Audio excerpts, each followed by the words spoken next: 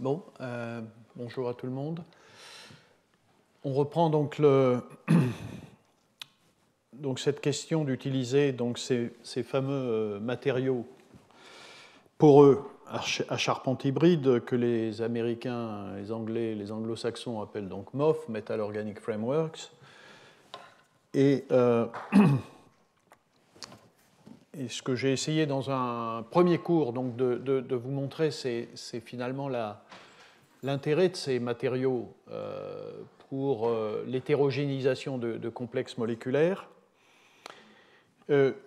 Jusqu'à présent, parce que dans le dernier cours, la semaine prochaine, j'essaierai de montrer comment ces matériaux peuvent être utilisés dans des dispositifs électrochimiques, alors que jusqu'à présent et encore aujourd'hui, pour des raisons à la fois de simplicité, pour des raisons aussi d'intérêt à coupler de l'énergie solaire à de la catalyse portée par ces matériaux, mais aussi et surtout parce qu'il y a un gros problème avec ces matériaux, c'est qu'ils ne sont pas conducteurs.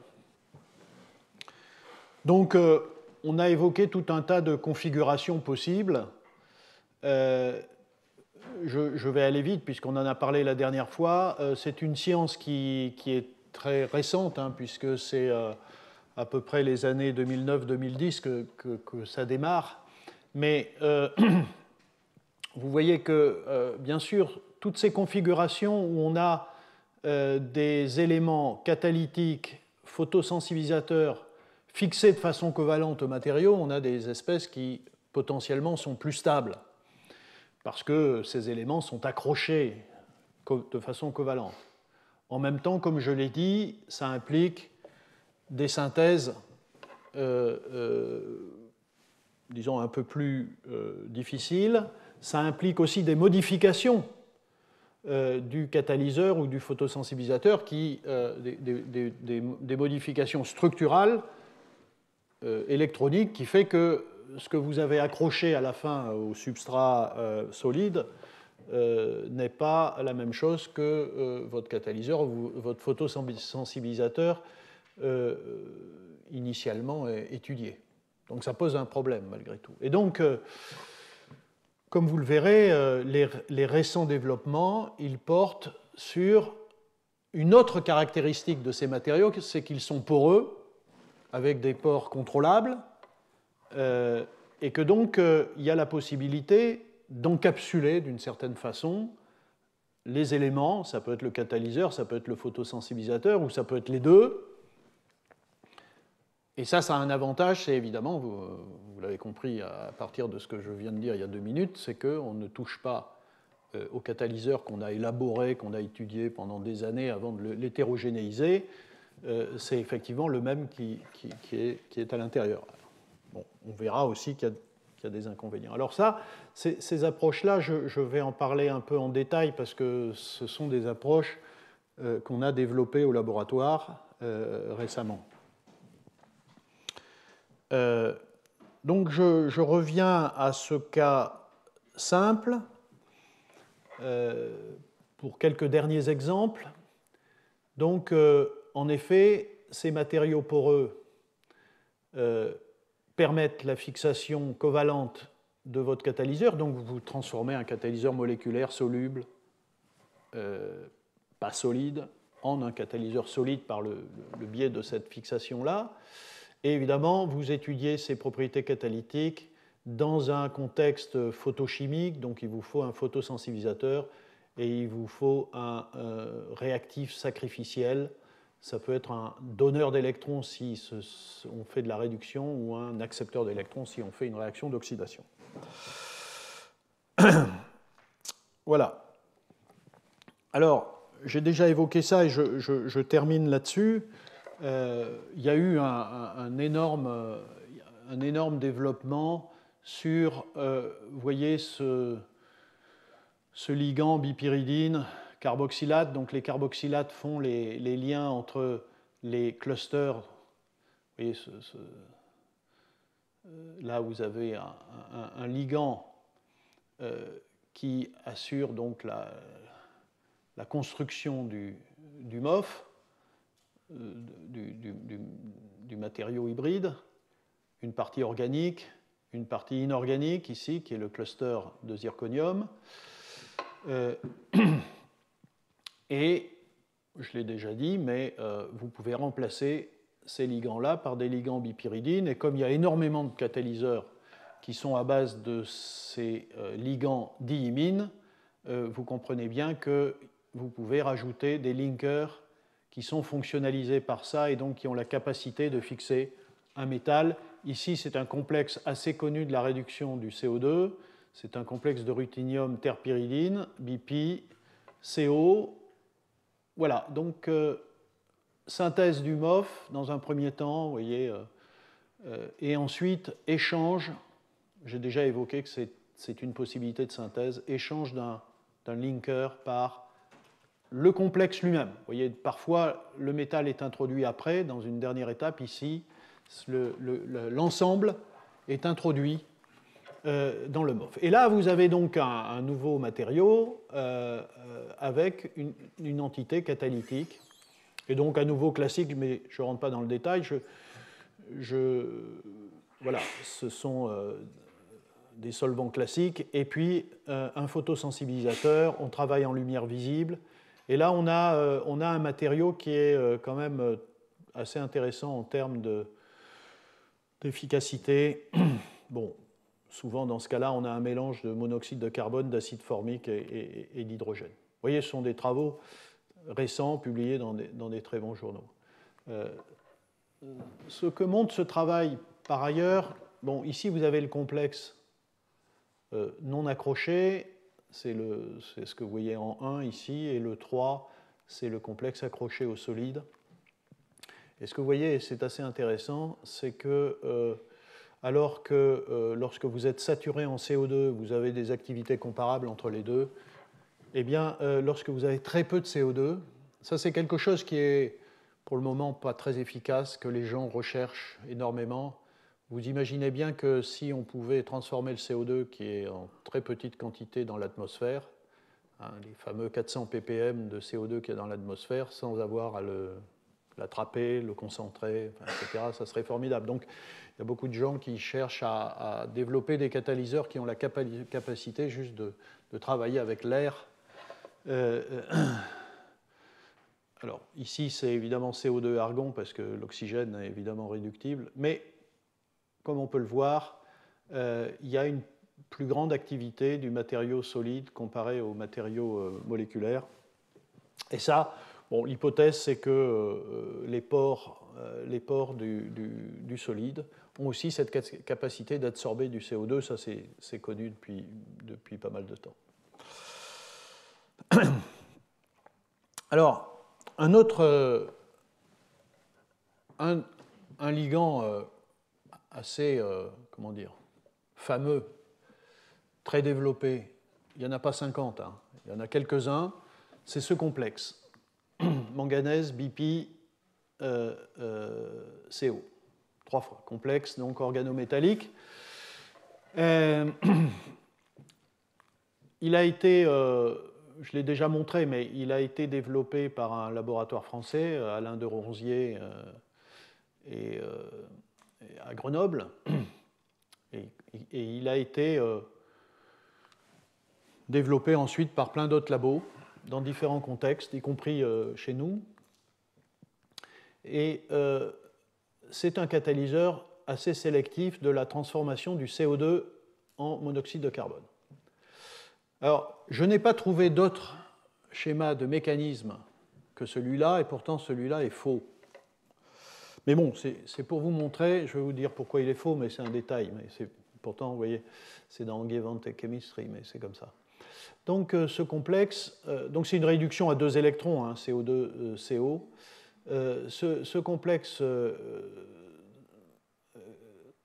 est réduit à 2 électrons, bien sûr. Et l'hypothèse, même si... Enfin, c'est maintenant quelque chose qui est admis, mais pourtant, ce n'est pas très bien établi, de mon point de vue. Il y a quelques analyses spectroscopiques, mais l'hypothèse, c'est qu'à partir de cette réduction à 2 électrons, donc vous voyez ici un 2, donc un électron chacun, vous faites un dimère, et l'hypothèse, c'est que c'est ce dimère qui est responsable de la réduction du CO2. Bon, ici, c'est faux, parce que vous voyez, avec 2 électrons, vous pouvez réduire une molécule de CO2 en CO, mais vous ne pouvez pas en réduire 2. Bon, c'est une erreur des auteurs, mais voilà. Donc, il n'y a qu'un seul CO2 qui est transformé, donc vous avez bien cet intermédiaire-là, plus un autre complexe de manganèse 2, mais qui ne contient pas ce COH. Mais néanmoins, l'hypothèse, c'est que l'espèce active, c'est un complexe dimère. Alors,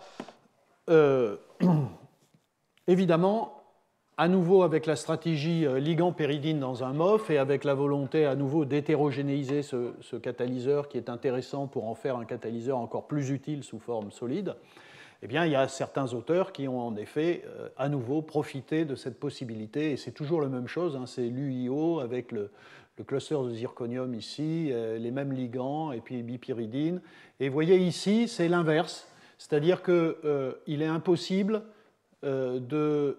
d'introduire le complexe directement, parce que le complexe ne supporte pas les conditions expérimentales. Alors on fait d'abord la synthèse avec des ligands piperidine, et ensuite, dans une deuxième étape, on introduit le complexe de manganèse. Et là, c'est intéressant parce que, évidemment, vous imaginez bien, et c'est un des aspects de l'hétérogénéisation, je l'ai déjà évoqué à plusieurs reprises, le fait de fixer un complexe sur une surface, en particulier, ça empêche des réactions de décomposition du catalyseur à travers des réactions bimoléculaires d'un catalyseur avec l'autre qui dégradent le catalyseur. Donc ici, les sites sont isolés et donc on pense qu'il n'y a pas de possibilité de réaction de dimérisation. Donc ça doit changer les mécanismes et peut-être les sélectivités. Et en effet, ce système-là ne produit pas de CO. C'est un changement drastique. Donc c'est aussi quelque chose qu'il faut prendre en compte quand on hétérogénéise. Évidemment, on peut changer totalement la sélectivité. Donc si on a élaboré un catalyseur parce qu'on veut absolument faire du CO et qu'ensuite on l'hétérogénise parce qu'on trouve c'est fantastique d'hétérogénéiser, on a un catalyseur solide extrêmement intéressant, bon, évidemment, on passe à côté de l'affaire si tout d'un coup il n'y a plus de CO, et c'est le cas ici. On change complètement la sélectivité. Donc il faut tenir compte de ça.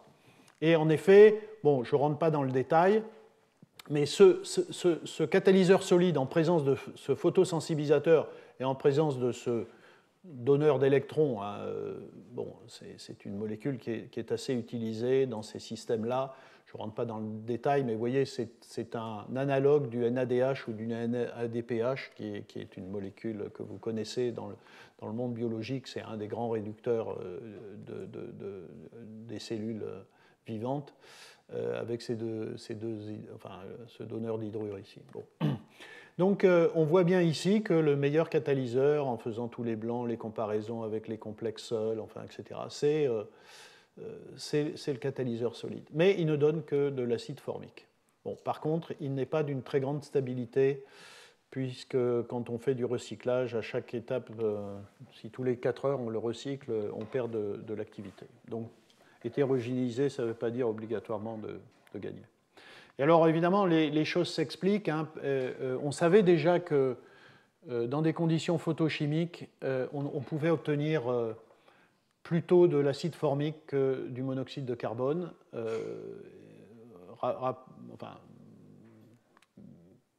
Notez que ces deux produits sont deux produits possibles de réduction du CO2 à 2 électrons.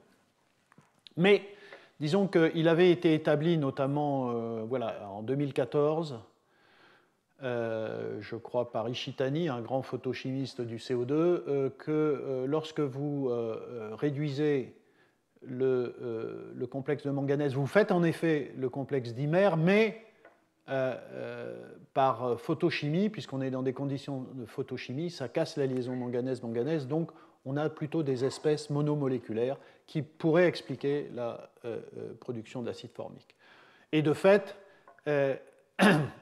dans ce travail-là, on est non seulement dans des conditions photochimiques, c'est-à-dire que si jamais il se formait ce dimère, on le casserait, ça serait un monomère, mais en plus, il y a peu de chances que ce mécanisme s'applique, puisque ici, les complexes de manganèse sont isolés et ne peuvent pas faire de la dimérisation. Donc, c'est comme ça que les gens expliquent donc, la formation d'acide formique dans ce cas-là. Pas de dimérisation. Et à nouveau, j'insiste sur le fait qu'on peut avoir de très grands changements de sélectivité à partir du moment où on hétérogénise un catalyseur. Donc, cette idée à nouveau d'hétérogénéiser un catalyseur peut conduire à des choses extrêmement différentes de ce que vous avez anticipé à partir du catalyseur soluble. J'ai parlé du CO2 là, pendant ces quelques minutes. Je reviens toujours avec ce schéma de fixation d'un catalyseur homogène sur des modèles d'hydrogénase. Alors les hydrogénases, hein, je les ai montrées au premier cours et je les ai montrées X fois dans des cours précédents. Ce sont des enzymes qui catalysent la réduction des protons, enfin l'interconversion proton-hydrogène et qui ont la caractéristique d'avoir un site actif avec un binucléaire de fer et des ligands CO et cyanure. Et donc, tout un tas de gens ont fait des complexes modèles mimant le site actif. Et ici, vous en avez un, c'est un site actif, c'est un complexe moléculaire qui a été synthétisé donc, par ce groupe. Je pense que c'est Sacha Hoth en Suède. C'est un complexe binucléaire avec des ponts soufre. Et vous voyez, à nouveau, la stratégie classique, si on veut hétérogénéiser ces complexes, c'est d'introduire des groupements carboxylates qui vont faire le lien, à nouveau, entre les différents clusters de zirconium dans un MOF UiO. Donc, à nouveau, vous voyez, le MOF est ici, et certaines branches contiennent cette partie-là, c'est-à-dire un acide téréphthalique, mais modifié avec 2 atomes de soufre ici, ce qui permet d'accrocher le binucléaire de fer. De sorte qu'on se retrouve ici avec un MOF, un matériau poreux, charpente organique ici, organométallique ici, et les nœuds à nouveau des clusters de zirconium. Et voilà, vous avez à nouveau ici une figure de ça. Et donc, ces catalyseurs hétérogénéisés sont plus actifs que le catalyseur moléculaire dans une réaction de photoréduction des protons en hydrogène. Et en particulier dans l'eau, ça c'est aussi un autre aspect que j'ai évoqué. Quand vous hétérogénéisez un complexe qui est soluble en milieu organique, vous pouvez travailler en milieu aqueux.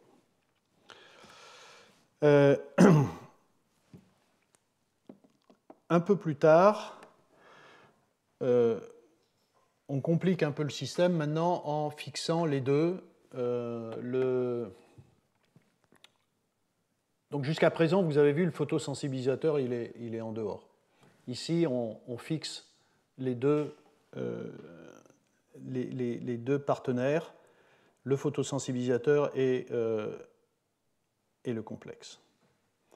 Et de fait, on se retrouve à ce moment-là vraiment dans une configuration qui ressemble au système biologique où on a vraiment un photosystème, on a une poudre qui a toutes les activités. Donc si on a un donneur d'électrons, le photosensibilisateur qui capte les photons, et on peut faire de la séparation de charge, transférer des électrons pour soit réduire des protons au niveau du catalyseur, soit réduire du CO2. Et c'est bien ce qui se passe. Ici, c'est l'ensemble du photosystème. Dans la partie, ici, photosystème 1, vous avez des électrons qui arrivent. c'est l'équivalent du TEA, et un photosensibilisateur, ici c'est PS1, photosystème 1, un photosensibilisateur qui énergise les électrons qui sont à potentiel pas suffisant pour réduire et qui peuvent aller sur un catalyseur ici qui est l'hydrogénase, donc ça c'est l'équivalent du ML, qui peut catalyser la réduction de protons en hydrogène. Mais vous pouvez aussi considérer l'autre partie, la partie PS2. Ici, c'est de l'eau qui est oxydée par les trous créés par l'absorption d'un photon sur PS2. Ça oxyde l'eau en oxygène et les électrons sont évacués vers un accepteur d'électrons qui est en fait ici. Donc vous pouvez faire aussi avec ce type de matériau la réaction d'oxydation. Donc ici, il faut un accepteur d'électrons. Le S2O8 est un oxydant classique, peroxodisulfate, et c'est l'équivalent des trous de PS1. Ici, les trous de PS1, par excitation d'un électron, sont les accepteurs d'électrons comme S2O8. Et donc vous pouvez faire de l'oxydation de l'eau. Le ML ici a les propriétés du catalyseur qu'il y a dans PS2, manganèse, calcium, et le photosensibilisateur, évidemment, c'est PS2. Donc, vous voyez, on s'approche d'une configuration où, et en plus c'est solide, donc avec une applicabilité intéressante. Alors, qu'est-ce qui a été fait dans ce domaine? Pas grand-chose, mais un petit peu. Et vous voyez, je démarre ça à 2015, hein, c'est pas si vieux. Vous vous souvenez sûrement pas, mais j'ai déjà parlé d'un MOF qui avait ceci. Et cette entité-là confère au MOF une propriété d'absorption supplémentaire. Vous voyez, ça c'est le MOF, et ça c'est le matériau avec cette entité-là de ruthénium. Et donc j'avais montré que ce matériau-là, RuCO2, était un photocatalyseur. Il avait à la fois les propriétés de photo et de catalyse. Donc ce qu'ont fait ces auteurs, c'est de sensibiliser encore un peu plus le matériau en ajoutant du ruthénium BP sur des sites bipyridines qui n'étaient pas occupés par le ruthénium ici, parce qu'il n'y a pas 100% d'occupation des bipyridines dans ce matériau. Et donc vous avez un mélange ici, ce qui s'appelle sensitized MOF, où vous avez à la fois des entités RU et des entités RU, BP, BP, BP, tris BP, mais accrochées au catalyseur. Et en accrochant ce photosensibilisateur, vous voyez que vous gagnez encore plus dans le domaine visible d'absorption. Donc vous avez vraiment un photosystème qui absorbe dans le visible, qui utilise donc essentiellement le ruthénium tris-BP, l'entité accrochée au solide, pour être le photosensibilisateur, qui absorbe beaucoup plus que cette entité-là, et cette entité-là qui est un très bon catalyseur pour la réduction du CO2, ici essentiellement en acide formique. Donc là aussi, vous changez pas mal les sélectivités, mais bon, vous voyez, enfin, si vous comparez les chiffres ici, ce matériau sensibilisé a des efficacités, vous voyez, si vous regardez le total des cycles catalytiques pour la production de l'acide formique, du CO et de l'hydrogène, bien supérieur au MOF sans la sensibilisation par UBP, et évidemment bien meilleur que le complexe tout seul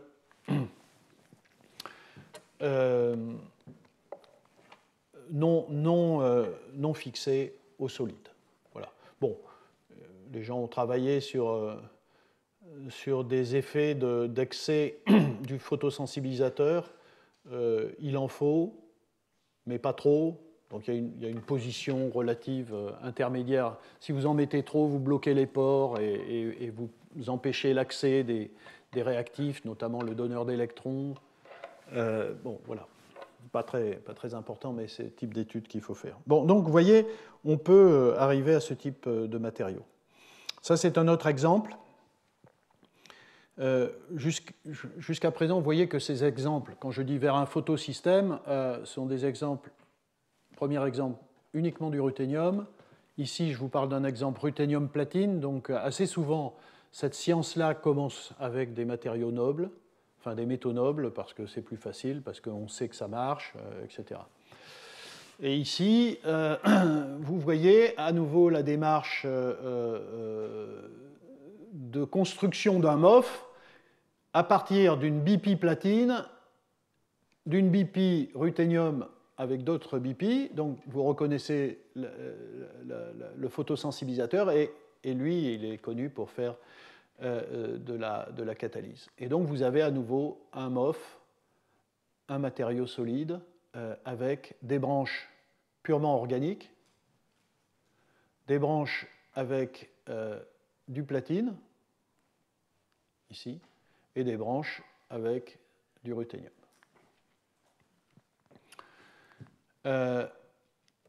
Voilà, donc ici, c'est simplement à nouveau pour montrer que lorsqu'on passe à des matériaux solides, il faut déployer toute une gamme de méthodes d'analyse classiques de la chimie du solide, rayons X, infrarouge, BET, EDX, microscopie diverse, XPS, UV visible, enfin tout ça pour démontrer que, en effet, vous avez des solides qui contiennent du ruthénium, du platine. C'est ce qu'on voit aussi par de l'analyse élémentaire, de l'imagerie de l'analyse élémentaire avec une répartition homogène du zirconium, qui est la preuve qu'on a bien le MOF, du platine, qui montre bien qu'on a intégré du platine, et du ruthénium. Donc tout ça est assez clair. Ces modifications ont très gros impact sur les absorptions. Vous voyez, à nouveau, le MOF, il n'absorbe pas dans le visible. Donc c'est ça qui nous intéresse, puisqu'à la fin, c'est quand même de l'énergie solaire qu'on veut appliquer. Si vous mettez du platine, vous voyez que ça commence à attaquer un peu dans la partie visible. Et d'ailleurs, j'avais montré que ce composé-là est un photocatalyseur lui-même. Il n'y a pas besoin de lui rajouter des photosensibilisateurs. Vous l'éclairez, il attrape la lumière et en même temps, il est catalyseur. Mais c'est encore mieux si vous rajoutez la partie ruthénium. À nouveau, ça, c'est pas étonnant, mais ça a été fait pour ça. Mais vous gagnez énormément en absorption dans la lumière visible. Et de fait, voilà. Tout est là pour attraper de la lumière visible, des photons solaires, d'exciter donc ce photosensibilisateur et d'envoyer des électrons vers le catalyseur de platine. Et vous voyez de la photoréduction du proton en hydrogène. Voilà, donc le système est voilà, dure un peu plus longtemps, plus stable. Ce n'est pas un système fantastique. Vous voyez ici un cycle catalytique. Vous voyez d'ailleurs quand les gens ont peu de cycles catalytiques, ce qui est c'est assez minable, ça. Alors ils présentent les activités en mol, comme ça, et en cachant un petit peu les quantités de... Donc c'est assez difficile de faire ces calculs-là, mais disons que, voilà. En tout cas, vous voyez, en 2015, c'est le genre de travaux qui montrent qu'on peut ainsi faire un photosystème. Un autre exemple, et là, vous voyez, c'est une démarche qui va un peu plus loin en disant je ne veux pas de métaux nobles, donc je m'intéresse à des systèmes où je vais plutôt utiliser des photosensibilisateurs à base de porphyrine de zinc, par exemple, et pas de ruthénium BP. Donc ici, construction d'un MOF avec des liens que vous voyez ici, ce sont des porphyrines de zinc. Et comme vous avez un atome de zinc ici, les mêmes auteurs dont je vous ai parlé tout à l'heure, qui travaillent sur ces binucléaires de fer qui sont des modèles d'hydrogénase, ont introduit ici une pyridine qui permet d'accrocher la pyridine sur le zinc Donc c'est un lien de coordination, ce n'est pas un lien convalent, ce n'est pas aussi stable qu'un lien covalent, mais néanmoins, on se retrouve avec un système qui a un solide, une poudre, qui a un photosensibilisateur et un catalyseur. Voilà. Et là aussi, à nouveau, ce système-là est une sorte de photosystème. Vous lui donnez de l'ascorbate comme réducteur et vous pouvez travailler dans l'eau, une suspension, et ça marche en lumière visible pendant un certain temps, 2 heures, et puis le système est mort. On n'explique pas très bien là-dedans pourquoi il s'arrête. Bon, c'est assez souvent le cas dans des systèmes photochimiques, mais voyez. Donc là, on a construit un photosystème qui réduit des protons en hydrogène.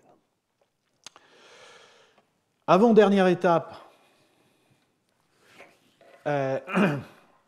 fixer un photosensibilisateur et maintenant encapsuler un catalyseur. Alors, comme je l'ai dit, la synthèse est plus simple d'une certaine façon. Il n'y a pas besoin de fonctionnaliser le solide, pas besoin de changer le MOF lui-même, parce que vous pouvez changer le MOF pour permettre l'accrochage. Il n'y a pas besoin de changer la molécule, le catalyseur. Il n'y a pas besoin d'utiliser des réactions de couplage solides, molécules, qui peuvent être complexes avec des conditions qui peuvent détruire le système, enfin, etc. Donc c'est à nouveau assez simple. Je l'ai dit, le catalyseur n'est pas modifié, c'est exactement le même. Et puis là aussi, il est isolé, et donc on peut avoir de la stabilisation par rapport à un catalyseur qui est soluble en solution. Bon, alors évidemment, il y a aussi des inconvénients, c'est-à-dire qu'il n'est pas fixé. Il est dans un pore, il n'est pas fixé, donc il pourrait être relargué, perdu en solution avec le temps.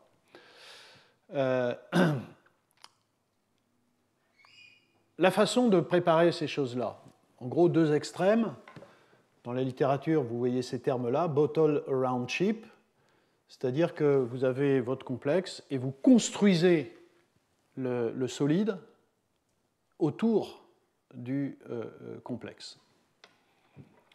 Alors ça, comme la construction du solide demande quand même des solvants et des températures particulières, ceci peut être critique et détruire et ne pas être adapté au complexe que vous utilisez. Donc il faut des catalyseurs robustes donc, pour supporter les conditions de synthèse. Et puis vous avez une autre stratégie, ship in a bottle. Vous construisez votre MOF et vous construisez votre complexe. Vous allez voir quelques exemples. Il n'y a pas énormément d'exemples de tout ça, mais vous construisez votre complexe à l'intérieur du MOF. Alors évidemment, comme il y a un problème d'adéquation entre le MOF et le complexe, d'une certaine façon, on n'a pas une très très grande liberté, c'est ce que je mets ici, versatilité limitée, il y a un hôte, il y a un invité, host, guest, et tout ça doit être très spécifique. Vous imaginez bien que si le catalyseur est trop gros, il ne rentrera pas dans les pores. S'il est trop petit, il va partir. Si vous avez des fonctions sur les bras du MOF qui ne sont pas bonnes pour interagir avec... s'il y a de la répulsion avec le complexe, ça ne va pas aller, et inversement. Bon, enfin, donc, on est quand même assez limité. Mais néanmoins, il y a des exemples dont je voudrais vous parler. Peut-être un des tout premiers exemples, à ma connaissance, c'est celui-ci. Donc c'est un MOF à base de chrome. Ici, le métal qui est indiqué, c'est chaque fois le nœud inorganique qui est dans le MOF. Et donc, ce MOF a été synthétisé et ensuite, il est traité par un sel de manganèse, un ligand. Donc il n'y a pas de complexe là, préparé, et vous le traitez par un oxydant, et ça conduit à la synthèse d'un binucléaire de manganèse mu-dioxo, il y a 2 ponts oxo, et chacun a un ligand terpyridine. Ça, c'est un complexe assez connu c'est un des tout premiers complexes qui a été synthétisé comme modèle du cluster de manganèse et de calcium du photosystème 2. Il y a eu beaucoup de débats sur ce complexe, parce que très tôt, il a été montré comme étant capable d'oxyder l'eau en oxygène, mais il y a eu beaucoup de questions sur la réalité de cela. Mais néanmoins, si vous voulez, ce complexe peut être préparé en solution. Il est connu pour faire de l'oxydation de l'eau, mais il n'est pas très stable, il se dégrade, et en effet, comme je l'ai dit, c'est probablement parce qu'on a des entités à très haut degré d'oxydation à un moment donné qui attaquent une deuxième molécule catalyseur par des réactions bimoléculaires, et ça se dégrade, et on perd l'activité. Et là, d'avoir ce complexe à l'intérieur d'une cage du MOF, ce qui est fait dans ce travail-là, on peut espérer qu'il y a plus de stabilité parce qu'il est isolé à l'intérieur et qu'il maintienne son activité de catalyse. Mais vous voyez, il a été synthétisé à l'intérieur du pore. Et de fait, dans un premier travail en 2013, il a été étudié dans des conditions d'un oxydant, ici appelé oxone, un donneur d'atomes d'oxygène. C'est un système qui est très stable, vous voyez, pendant des heures, c'est lui là, et il est bien meilleur que tous les blancs et tous les intermédiaires. Le MOF lui-même n'est pas actif, et le complexe lui-même, vous voyez, il est là, il est plus actif, mais il est totalement instable, et il s'arrête très tôt. Et celui-là maintient son activité jusqu'à 6 heures, donc c'est vraiment un résultat important. Après ce travail en 2013, ce papier a été critiqué aussi, comme chaque fois qu'on parle de ce complexe, parce que, vous voyez, jusqu'à présent, on arrivait à faire de l'oxydation de l'eau avec ce catalyseur qu'avec des oxydants qui contiennent des atomes d'oxygène. Et donc il y avait des ambiguïtés sur la source des atomes d'oxygène dans l'oxygène moléculaire. Est-ce que c'était vraiment que de l'eau ou est-ce que ça venait de ça? Et les manips de marquage n'étaient pas évidentes. Mais et dans l'étape suivante, et c'est publié en 2014 en Energy Environmental Science, dans cette configuration-là, pour la première fois, il y a eu de l'oxydation faite avec un sel de cérium, donc c'est un sel oxydant, il n'y a plus de source d'oxygène autre que l'eau, et de fait, le système marche, il produit de l'oxygène à partir de l'eau, c'est très stable et ça tourne relativement bien.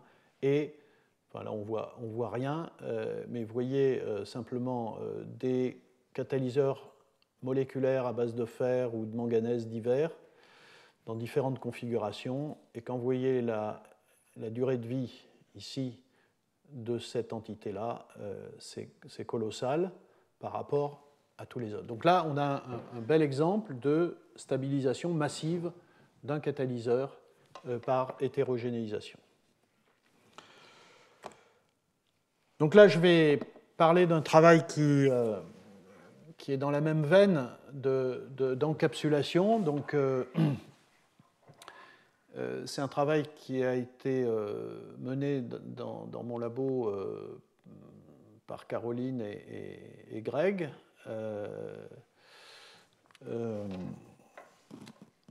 Et en collaboration donc, avec Anne Dolbeck, qui est vraiment une des spécialistes de ce type de matériaux, de molécules, pardon. Ça, c'est pas un matériau, c'est une molécule, c'est un cluster. Donc à l'université de Versailles. Alors j'ai déjà parlé de cette entité-là. C'est un complexe soluble qui est un polyoxométallate. Donc on parle de pomme, et je vais parler de pomme pour simplifier, que j'ai évoqué longuement quand j'ai discuté du problème de la transformation possible de catalyseurs moléculaires en solides. Et comme les oxydes de cobalt sont connus pour être de très très bons catalyseurs pour l'oxydation de l'eau, quand Craig Hill a montré que ce POM avec un cluster de cobalt, il y a 4 atomes de cobalt ici qui sont accrochés par des polyoxométallates, et ça avait été publié dans Science, c'était un très très bon catalyseur pour l'oxydation de l'eau.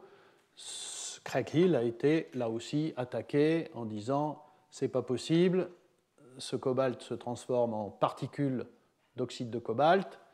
Bon, et j'ai rappelé à quel point dans ce papier de Science de Hill, il y avait eu une accumulation de preuves pour montrer que non, c'était bien le POM qui était actif. Donc ici, on a pris, pour faire de l'oxydation de l'eau, ce POM. Et ce qu'ont réussi à faire donc Grégoire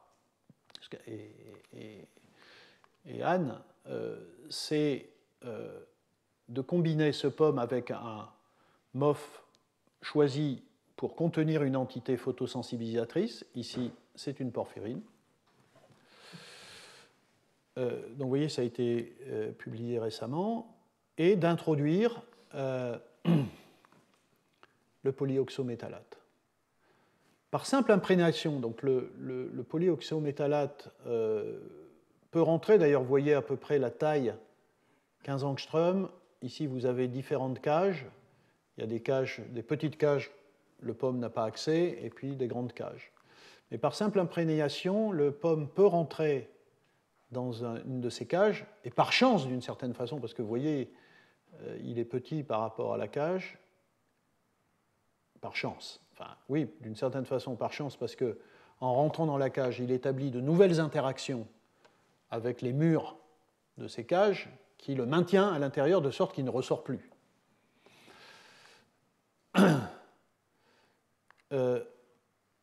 Et donc là, vous voyez la facilité de synthèse. On construit un MOF qui est connu, bon, et puis juste on trempe enfin, je simplifie, on trempe le MOF dans une solution de ce complexe. Et là aussi, travail complet de caractérisation, je ne rentre pas dans le détail. La cristallinité du MOF est conservée, le POM est intact. Bon, ici, il y a quelque chose d'intéressant. Greg l'avait montré donc à la réunion de la semaine dernière qui précédait le colloque. Vous voyez que quand on fait de l'imagerie élémentaire, le zirconium, on le trouve partout sur les cristaux, donc c'est le MOF. Par contre, le tungstène, qui est une marque du POM, ou le cobalt, également une marque du POM, se retrouve plutôt aux extrémités. Sans doute, donc c'est quelque chose d'assez intéressant, mais ça exprime sûrement le fait que vous commencez à faire rentrer des POM, et puis plus on en rentre là, et plus ça empêche de rentrer, donc plus ça empêche d'aller accéder ici, et donc on accumule les POM à l'intérieur. Voilà. Caroline, en particulier, a fait tout un tas de calculs pour montrer l'ensemble des interactions, je ne rentre pas dans le détail, mais l'ensemble des interactions qu'il y a entre le POM et le cluster de zirconium, à travers toute une série de liaisons hydrogènes avec des molécules d'eau, avec des atomes d'oxygène. Et ce qui est tout à fait intéressant, c'est par cette interaction-là, le catalyseur se retrouve très proche des molécules de porphyrine qui sont les photosensibilisateurs, laissant présumer des réactivités mutuelles intéressantes, des transferts d'électrons du POM qui va oxyder l'eau vers le photosensibilisateur pour combler les trous. Voilà, tout ça est magnifiquement bien organisé, pas obligatoirement anticipé, mais à la fin c'est comme ça. Et donc, c'est un système qui marche en lumière visible, en lumière solaire. Donc le mécanisme est le suivant, hein, le POM catalyse l'oxydation de l'eau, les électrons venant de l'eau sont envoyés dans le MOF excité, et les électrons vont vers l'accepteur d'électrons, ici cet oxydant. Et donc vous avez un système qui est stable, enfin donc qui est très efficace, qui est stable, et s'il s'arrête, c'est parce que l'oxydant a été consommé, et si on en rajoute, le système repart. C'est le premier système, disons, POM, enfin, c'est le premier système, c'est le premier photosystème qui fait de l'oxydation de l'eau, et comme vous pouvez le voir ici, uniquement avec des métaux non nobles, et qui est hétérogène, et stable, et actif, et donc on est très content de ça. Voilà, alors ça c'est une façon de conclure sur ce travail en disant on est dans cette vision de faire un photosystème, c'est-à-dire d'intégrer dans une entité unique tous les partenaires. Voilà, on arrive à faire plus simple, bon, pas aussi efficace, mais plus simple que la nature. Ça, c'est le photosystème. Une quantité énorme de photosensibilisateurs divers, de protéines, etc. Ici, c'est le photosystème synthétique. L'oxydation de l'eau, ici, les photosensibilisateurs, c'est tout ce qui est vert et bleu. J'ai déjà montré plein de fois ce type de figure. Le catalyseur où se fait l'oxydation est là. C'est un cluster de manganèse en violet et de calcium. C'est là que se fait l'oxydation de l'eau. Et ensuite, les électrons vont combler les trous qu'il y a dans les photosensibilisateurs jusqu'à ces quinones. Et ici, eh bien, c'est la même chose. Vous voyez, ici, vous avez un cluster à 4 manganèse. Ici, vous avez un cluster à 4 cobalt. D'ailleurs, Craig Hill, qui a travaillé sur ce complexe, qui a été le premier à travailler sur le complexe pour faire l'oxydation de l'eau, l'a évidemment vendu comme un système bio-inspiré, voilà, avec ce cluster de 4 ions métalliques non nobles, comme ici, et les photosensibilisateurs ici sont les porphyrines, voilà, qui sont mimes de ces phéophytines ou de ces chlorophylles qu'il y a dans le photosystème 2. Bon, il y a eu d'autres exemples. Hein, bottle around ship, je vous ai montré de l'oxydation de l'eau, mais là, vous avez un exemple de réduction des protons. Donc, construction de cette entité où vous avez... Mais ici, c'est à nouveau du ruthénium tris-BP, voyez, et un POM qui est connu pour faire de la réduction des protons. Donc là, c'est bottle around ship parce que le POM supporte les conditions, par exemple 100 degrés ici, et donc on peut construire le MOF autour du POM. Voilà, et donc vous vous retrouvez avec un POM dans une cage à proximité d'un photosensibilisateur à base de ruthénium. Et voilà, le système, là aussi, est étudié pour faire de la réduction des protons.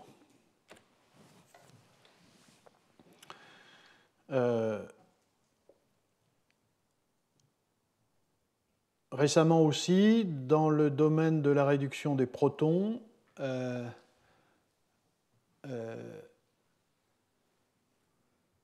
alors, à nouveau, la combinaison de soit des photosensibilisateurs à base d'iridium, soit à base de ruthénium. Et ici, c'est un POM à base de nickel, qui est connu pour faire de la réduction des protons. Donc c'est la même démarche. Ici, c'est aussi bottle around ship, parce que ces entités-là supportent... Donc vous voyez ici, contrairement à ce qu'on a fait dans le laboratoire, ce n'est pas de l'imprégnation, c'est de la construction du MOF en même temps que l'incorporation du POM. Et là aussi, voilà, des systèmes qui marchent très bien. Ça ne marche pas avec le ruthénium, ça marche avec l'iridium. Ça se joue à très peu. il n'y a pas d'activité avec le photosensibilisateur ruthénium, et ce qui est expliqué dans cet article, c'est que c'est lié, c'est pour des raisons thermodynamiques. Le POM ici travaille à moins 0,65 volts, le ruthénium est à moins 6, l'iridium est à moins 0,7. Donc ça marche ici avec le MOF qui est construit avec le photosensibilisateur à base du ruthénium. Et là, c'est assez impressionnant. Alors vous voyez, 0 pour le ruthénium, mais vous pouvez faire plusieurs milliers de cycles catalytiques avec un système qui est stable, qui est bien meilleur que le système homogène, et avec un mécanisme classique. Voilà, donc plusieurs tentatives. Alors, maintenant je vais donner quelques exemples pour terminer de chip in a bottle, c'est assez intéressant.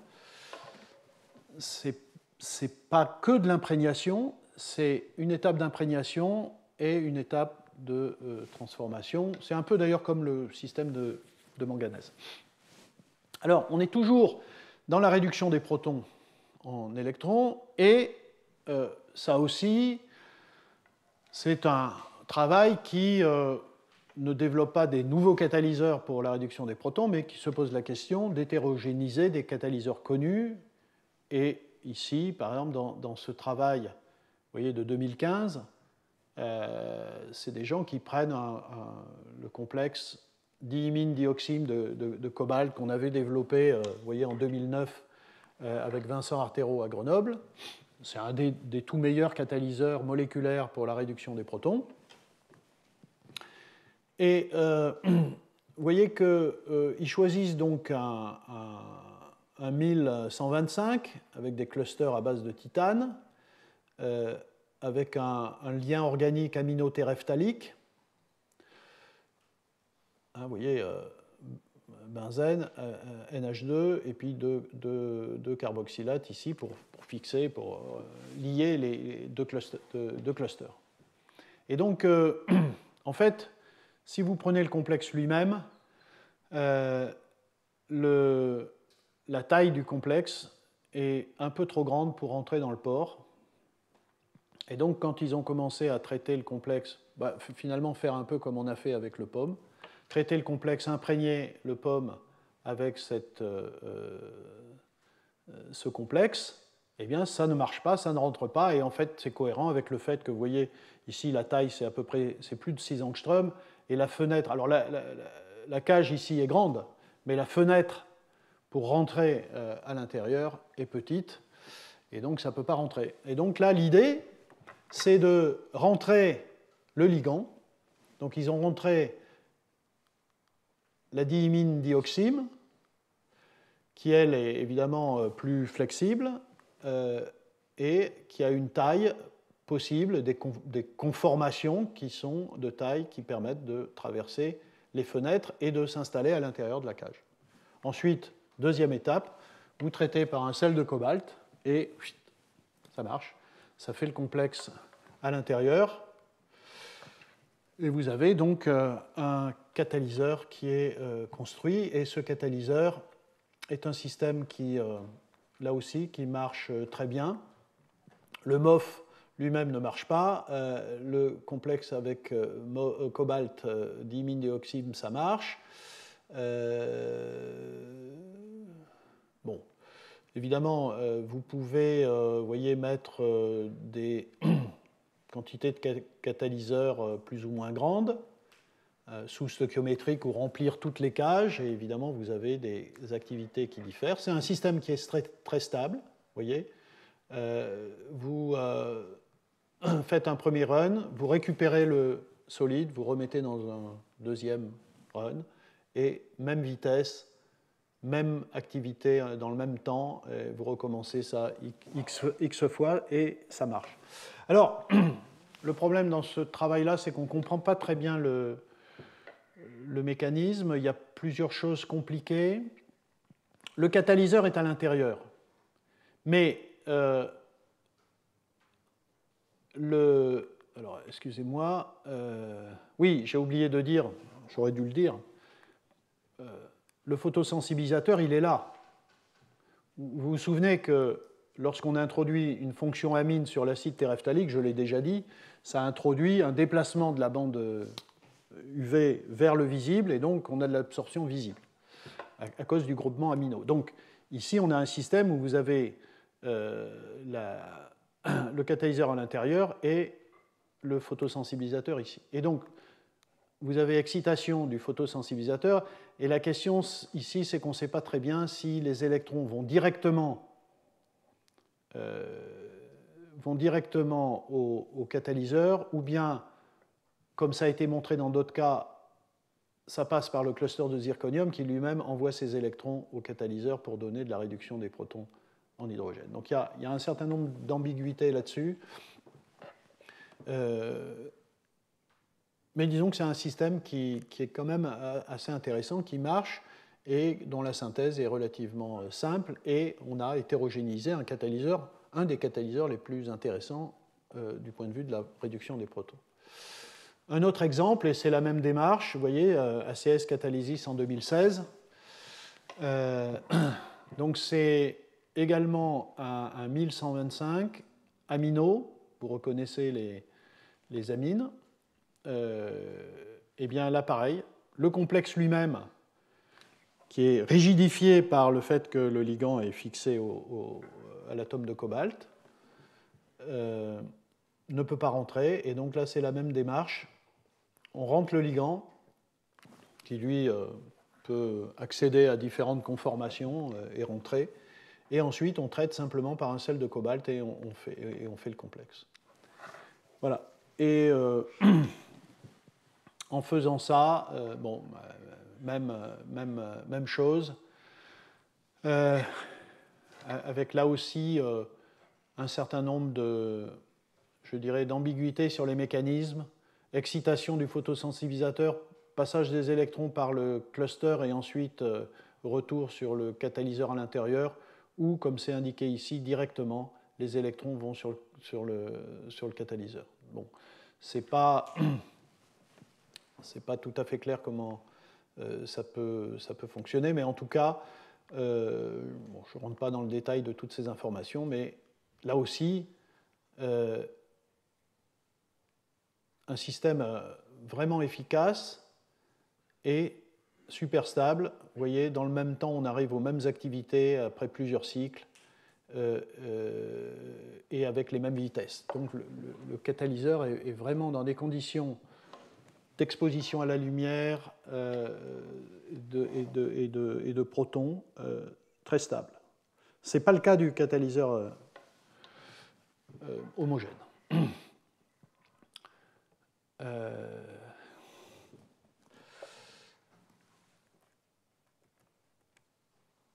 Voilà, je finis sur le cas extrême.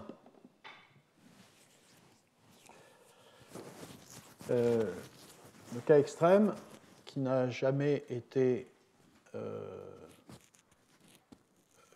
construit jusqu'à 2018, si l'article est accepté, c'est le fait d'introduire dans la cavité les deux.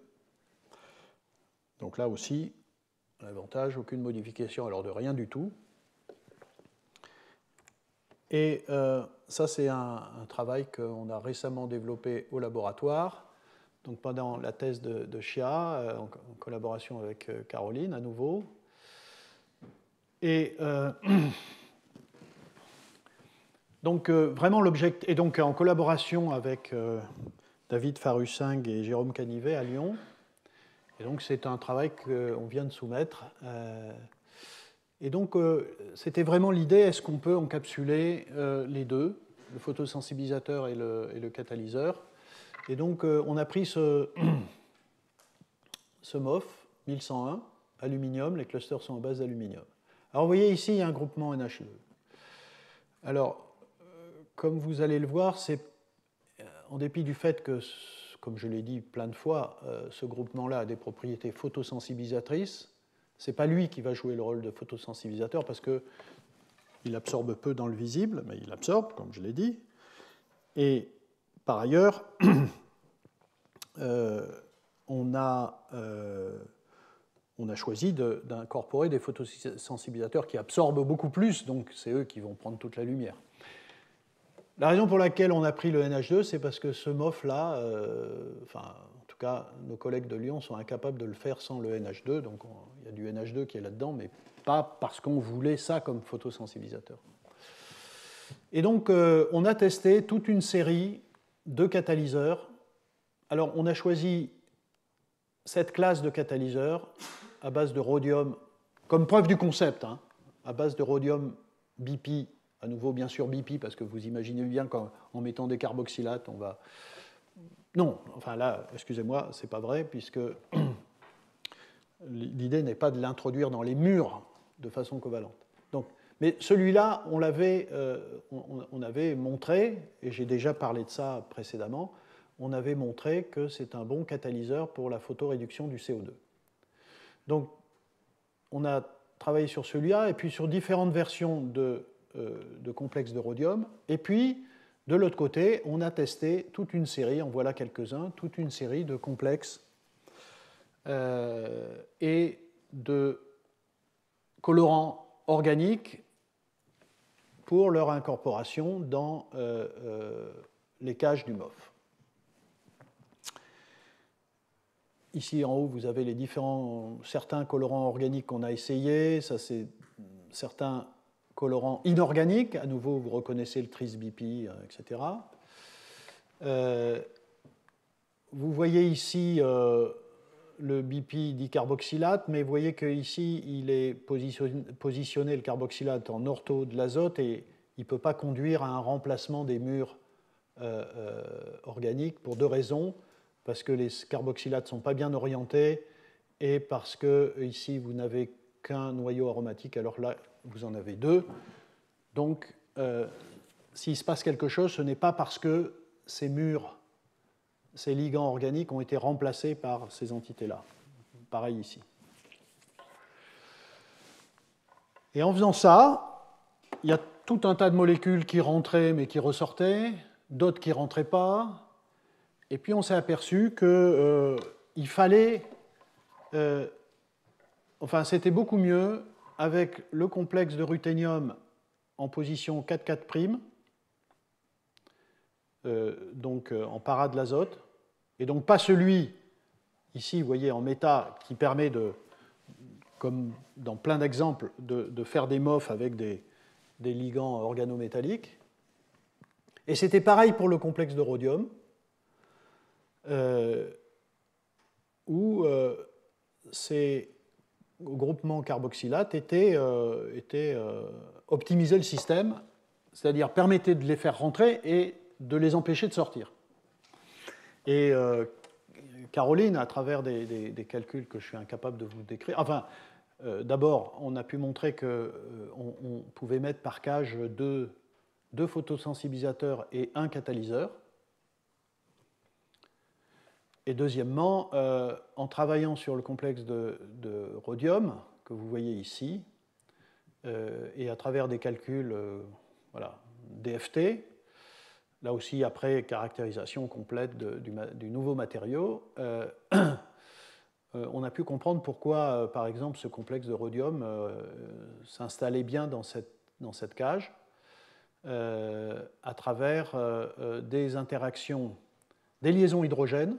Ici, vous voyez, des liaisons hydrogènes entre justement l'amine et de carboxylate, ou le carboxylate avec des molécules d'eau. Et puis par ailleurs, ça doit jouer un rôle assez important, on se trouve avec une interaction pi-pi entre le noyau aromatique du ligand du MOF et le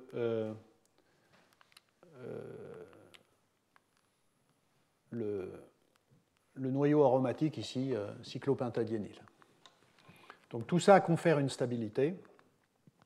Et donc là, on a tout, pas fixé de façon covalente. Et cette entité-là est capable de transformer absolument sélectivement le CO2 en acide formique. Et si vous regardez uniquement ces deux lignes, lorsque vous avez le complexe lui-même de rhodium et le complexe de ruthénium en solution hors du MOF, c'est un système, mais ça on le savait, c'est-à-dire en introduisant des acides carboxyliques, on change complètement la sélectivité, c'est-à-dire que le complexe devient pas très bon pour faire de la réduction du CO2, mais très bon pour faire de la réduction des protons. Vous regardez ici le ratio, vous voyez, c'est un système qui produit essentiellement de l'hydrogène et un peu d'acide formique. Eh bien, une fois qu'il est à l'intérieur, ici, dans cette configuration-là, vous n'avez plus du tout d'hydrogène, donc, et vous ne faites que de l'acide formique. Donc un changement de sélectivité colossal, on ne comprend pas très bien pourquoi la réduction des protons est inhibée, ça c'est quelque chose qui pourrait être intéressant à regarder, mais tout d'un coup on a un système qui est très très sélectif, meilleur d'ailleurs en réduction de l'acide formique que le complexe, en réduction du CO2 en acide formique que le complexe en solution. Donc l'incorporation très simple, l'encapsulation des deux entités, photosensibilisatrice et catalyseur, a deux effets. Un premier effet qui est d'augmenter la réactivité vis-à-vis du CO2 et d'inhiber complètement la réduction des protons. Malheureusement, même si on pouvait s'y attendre, parce qu'il n'y a pas de raison que ça soit différent à l'intérieur du solide, même si on aurait pu espérer. Malheureusement, c'est ça, c'est-à-dire qu'il n'est que, enfin, il perd de l'activité après plusieurs cycles. Et au bout du 5e cycle, il est pratiquement mort. Bon, cela dit, vous voyez, vous le faites tourner ici 25 heures. Hein, enfin, je ne me souviens plus le total, mais c'est quelque chose d'assez considérable. Et les indications qu'on a, c'est que, comme d'habitude, c'est le photosensibilisateur qui se dégrade. Et l'étape suivante, ça serait un peu comme le photosystème 2, il faudrait qu'on soit capable de réparer ce système. Donc l'étape suivante, c'est la réparation. Il faudrait qu'on ait des systèmes réparables. Et ça pourrait être très simple, puisque juste on imprègne les complexes, ça pourrait être très simple en se disant, il suffit de réimprégner avec un nouveau complexe de ruthénium, sauf que ce qui s'est dégradé à l'intérieur ne sort pas, occupe l'espace, et pour le moment, on ne peut pas le remplacer. Donc, évidemment, ça a été fait. Chia a tenté de retraiter ici avec à nouveau le photosensibilisateur, et ça ne fait rien parce que voilà, ça ne sort pas, donc c'est plein, et on ne peut pas le remplacer. Voilà, donc, et d'une certaine façon, le photosystème 2, lui, se répare aussi. Enfin, je l'ai dit plusieurs fois, le photosystème 2 naturel, il se dégrade, enfin, il s'éteint toutes les 30 minutes, il est remplacé. Donc il y a un système de réparation permanent. Pourquoi ? Parce qu'on met plein d'énergie là-dedans. Là, c'est pareil, hein, énormément d'énergie. Donc, l'idéal serait un jour d'avoir des photosystèmes synthétiques qui soient réparables.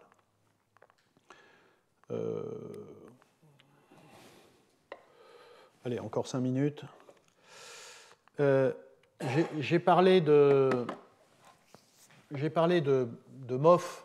Donc, c'est des entités tridimensionnelles, hein, des solides. Mais il y a aussi d'autres types de polymères de coordination, notamment monodimensionnels ou bidimensionnels, qui sont basés sur la même stratégie que la synthèse des polymères de coordination à 3 dimensions que j'ai évoquées tout au long de ces 2 derniers cours, et qui sont aussi développés pour tout un tas d'applications, et en particulier la catalyse. Et ceux-là peuvent être aussi utilisés pour faire de l'hétérogénéisation de complexes moléculaires. Voilà. Alors, ça aussi, c'est un travail du laboratoire pour vous montrer comment on peut faire. Et c'est un travail qui a été fait en collaboration avec un collègue égyptien qui fait des très très belles choses avec des moyens limités très limité d'ailleurs. Il m'a montré des photos de son labo. Il faut y aller, hein. Mais un type extraordinaire.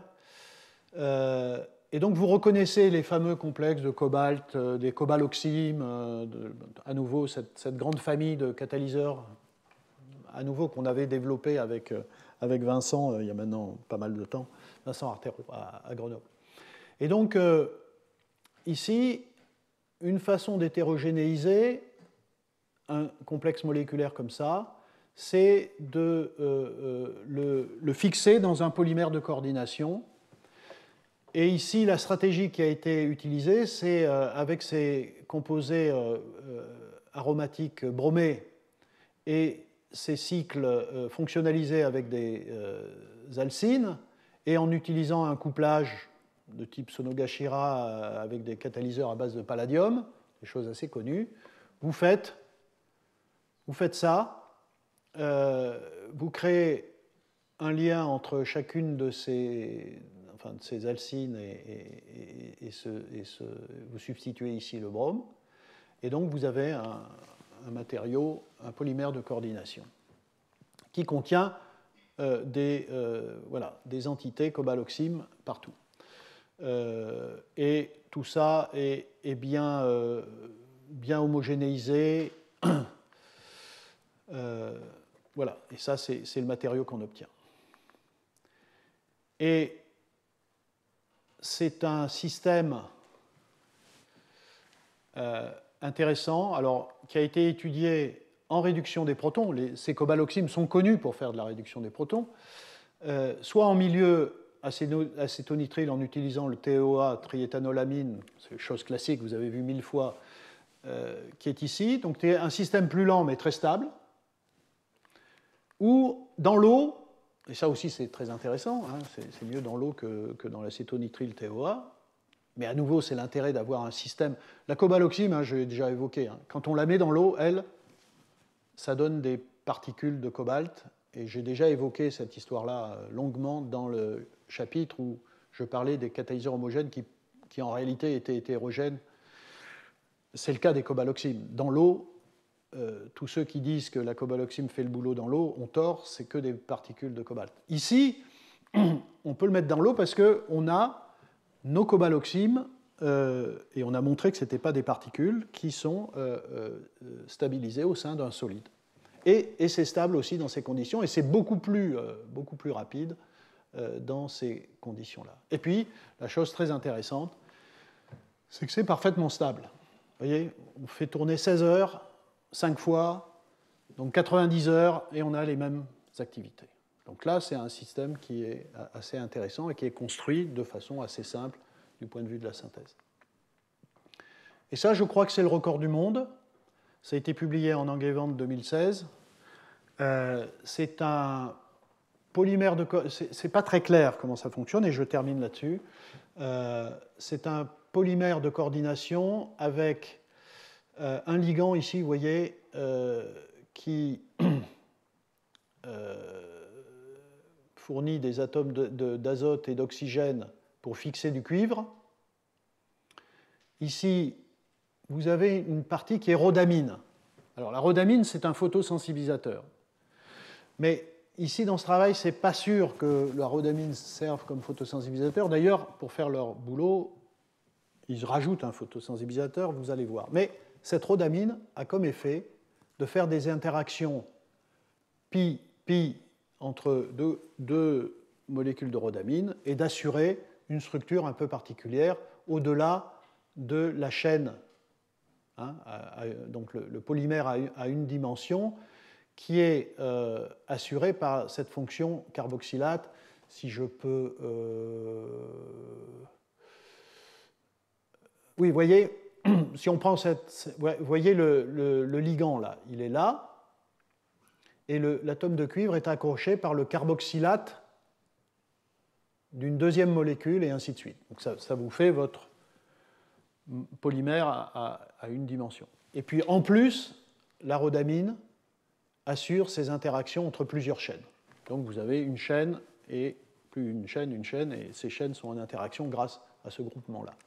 Mais néanmoins, il faut savoir que ça a des propriétés sensibilisatrices, sauf que en interagissant avec une autre molécule de rhodamine, elle perd probablement ses propriétés photosensibilisatrices, qui expliquent qu'il faut un sensibilisateur. Mais néanmoins, dans des conditions et je ne vais pas rentrer dans le détail, dans des conditions d'un solvant alcool eau avec un donneur d'électrons et avec ce photosensibilisateur, alors c'est un dye organique, donc ce n'est pas du ruthénium tris-BP, c'est intéressant, de l'éosine, eh bien ici on a un système qui est très efficace, ici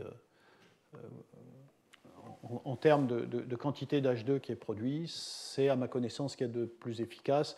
Et d'ailleurs, si on met ça dans un tableau, vous voyez rien, mais en termes de MOF photocatalytique pour la réduction des protons, cette entité-là, vous voyez, en termes de quantité d'hydrogène, ici en micromoles par gramme et par heure, 7880, et c'est très supérieur à tout ce qui est rapporté dans la littérature, de systèmes à base de platine, de fer. Ça, c'est le modèle d'hydrogénase de fer, des ruthéniums, etc. Cadmium, cobalt, le cobalt TPA dont j'ai parlé, enfin, etc. Donc, c'est le meilleur système. Voilà, je m'arrête là. J'ai essayé d'être assez exhaustif et de vous montrer que ces matériaux, ces MOF, qui sont en pleine explosion, qui font partie maintenant en catalyse, après avoir été très utilisés pour la fixation des gaz dans les cages, pour le transport de molécules, de la vectorisation. Aujourd'hui, ils sont de plus en plus développés en catalyse. Sont des matériaux moléculaires très intéressants. Vous voyez tout ce qu'on peut en faire. Et évidemment, je ne me suis concentré que, à nouveau, concentré sur l'activation de petites molécules. Donc, je n'ai donné des exemples que pour la réduction du CO2, l'oxydation de l'eau, la réduction des protons, etc. Mais il y a d'autres applications en synthèse organique. Voilà. Et je crois que voilà, j'ai fait vraiment le tour de ces systèmes photosynthétiques. Et puis, je terminerai donc la semaine prochaine, parce que malgré tout, à la fin, tous ces matériaux-là, je l'ai dit N fois, ils ne deviendront des matériaux du futur que si on peut les installer dans les fameux dispositifs électrochimiques dont j'ai parlé, que ce soit des électrolyseurs, des photoélectrolyseurs, des piles à combustible, etc. Donc il faut mettre ces solides sur des électrodes et les rendre actifs sur les électrodes. Or, ces MOF qui ouvrent des tas d'espoir dans la communauté, eh bien, ils ont un problème avec leur conductivité. Donc, la prochaine fois, je montrerai comment on peut en faire des électrocatalyseurs. Voilà. Et je vous remercie pour votre attention. Et si vous avez une ou deux questions, je suis prêt à y répondre. Merci.